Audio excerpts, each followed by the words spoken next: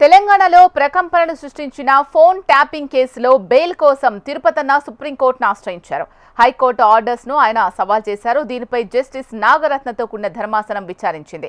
గత విచారణ సందర్భంగా తిరుపతన్న బెయిల్ పిటిషన్ పై ప్రభుత్వానికి నోటీసులు ఇచ్చింది ధర్మాసనం. ఇవాళ విచారణ సందర్భంగా కౌంటర్ దాఖలు చేసేందుకు సమయం కావాలని ప్రభుత్వం తరపు న్యాయవాది సిద్ధార్థ లూత్రా కోరారు. తదుపరి విచారణ డిసెంబర్ 18కి వాయిదా వేసింది.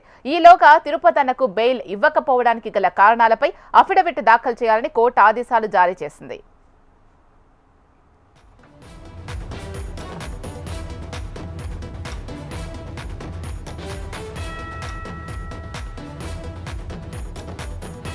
తెలంగాణలో ప్రకంపనలు సృష్టించిన ఫోన్ ట్యాపింగ్ కేసులో బెయిల్ కోసం తిరుపతన్న సుప్రీంకోర్టును ఆశ్రయించారు. హైకోర్టు ఆర్డర్స్ ను ఆయన సవాల్ చేశారు. దీనిపై జస్టిస్ నాగరత్నతో కూడిన ధర్మాసనం విచారించింది. గత విచారణ సందర్భంగా తిరుపతన్న బెయిల్ పిటిషన్ పై ప్రభుత్వానికి నోటీసులు ఇచ్చింది ధర్మాసనం.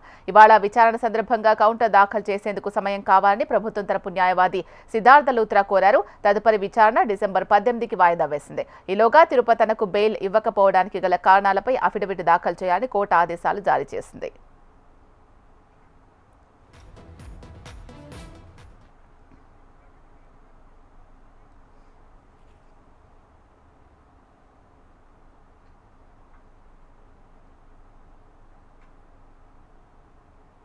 తెలంగాణలో ప్రకంపనలు సృష్టించిన ఫోన్ ట్యాపింగ్ కేసులో బెయిల్ కోసం తిరుపతన్న సుప్రీంకోర్టును ఆశ్రయించారు. హైకోర్టు ఆర్డర్స్ ను ఆయన సవాల్ చేశారు. దీనిపై జస్టిస్ నాగరత్నతో కూడిన ధర్మాసనం విచారించింది. దీనికి సంబంధించి మరింత తాజా సమాచారం అందించడానికి మా ప్రతినిధి అమర్ లైవ్ లో సిద్ధంగా ఉన్నారు. అమర్, చెప్పండి, తిరుపతన్నకు బెయిల్ వచ్చే అవకాశాలున్నాయా?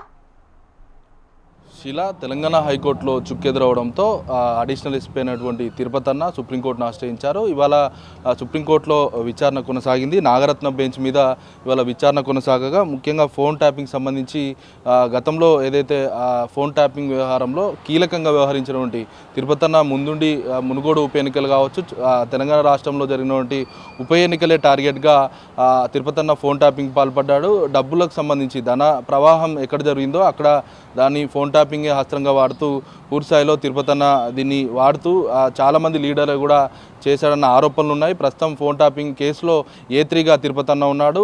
హైకోర్టులో అతనికి సంబంధించిన బెయిల్ పిటిషన్ పూర్తిస్థాయిలో తిరస్కరించడంతో సుప్రీంకోర్టును కూడా ఆశ్రయించారు.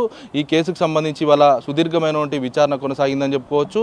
సుప్రీంకోర్టులో ముఖ్యంగా ఏదైతే అతనికి బెయిల్ ఇవ్వకపోవడానికి కారణాలు ఏంటి అంటూ కూడా ప్రభుత్వాన్ని పూర్తిస్థాయిలో సుప్రీంకోర్టు న్యాయమూర్తి ప్రశ్నించాడు. ఈ నేపథ్యంలో డిసెంబర్ 13కు ఈ కేసు వాయిదా వేయడం జరిగింది. అయితే ఈ కేసుకు సంబంధించి పూర్తిస్థాయిలో ఒక కౌంటర్ దాఖలు చేయాలి. ఇదే కాకుండా సెల్ఫ్ అఫిడవిట్, అంటే ఏదైతే అతనికి బెయిల్ రాకపోవడానికి కారణాలు ఏంటి, అతను చేసిన నేరం ఏంటి, వీటన్నిటికి సంబంధించి కూడా ఒక సెల్ఫ్ కౌంటర్ కూడా దాఖలు చేయాలంటూ కూడా పోలీసులకు ఇటు ప్రభుత్వానికి కూడా ఆదేశించిన నేపథ్యం అయితే ఉంది. ఈ విచారణ డిసెంబర్ 13కి అయితే వాయిదా వేయడం అయితే జరిగింది. మరి డిసెంబర్ 13వ తేదీన ఎటువంటి కౌంటర్ దాఖలు చేశారు, కౌంటర్ పైనే తిరుపతన్న ఆశలు కూడా ఉన్నాయని చెప్పుకోవచ్చు. ఇప్పటికే తిరుపతన్న ఒకవేళ బెయిల్ మీద బయటకు వస్తే మాత్రం కేసును నీరుగార్చే ప్రయత్నం చేస్తాడు. కేసులో సాక్ష్యాలు ఎవరైతే ఉంటారో టెక్నికల్గా పూర్తిస్థాయిలో ఇప్పటికే పోలీసులు ఒక ఎవిడెన్స్ను కూడా తీసుకున్నారు కాబట్టి ఇటు టెక్నికల్ ఎవిడెన్స్ను ఇటు సాక్షులను కూడా తారుమారు చేసే అవకాశం ఉంటుంది. కాబట్టి బెయిల్ ఇవ్వద్దని కూడా ఇప్పటికే హైకోర్టులో గతంలో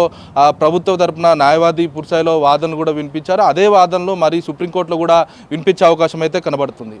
శీలా, థ్యాంక్ యూ అమర్.